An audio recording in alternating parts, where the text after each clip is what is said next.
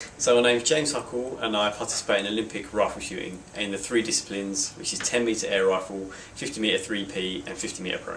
So it's a pretty strange sport to get into because it's not a mainstream sport, but I've always been interested and fascinated with weapons because of like the video games. So I thought the best way to try and start up shooting would be to join a club, and I've worked my way up from there. Obviously met some really nice people along the way and worked my way towards my Olympic dream. And just progressing through club to club. Obviously, it can be potentially quite a dangerous sport. So, without a doubt, the best thing to do is just research up the nearest club and start, going through the official routes. I think that's definitely the safest way. You'll meet loads of friends that way, and yeah, I really truly encourage that.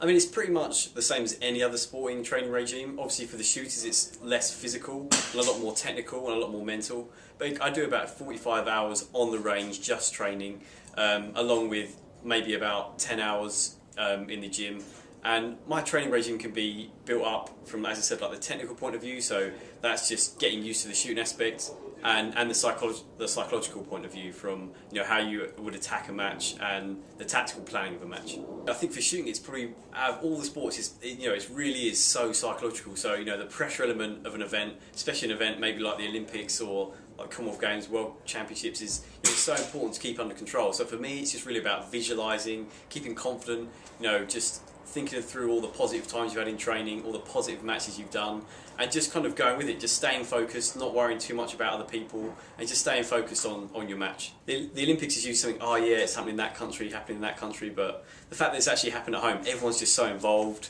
and everyone's just so interested in it, so it just makes me feel really proud, and obviously just happy as well. For me, the most important aspect is that there's so many more sports than just the mainstream sports at school that you do. So like cricket, tennis, running, athletics. There's so many other sports in the Olympics that hopefully the Olympics will showcase and that fits everyone's build, type, personality. So I really hope that it will increase the uptake of not the mainstream sports, and as well as just encouraging people just to take up sport in general, because it's just such a fantastic thing to do. So I hope that will be the legacy that comes from the Olympics.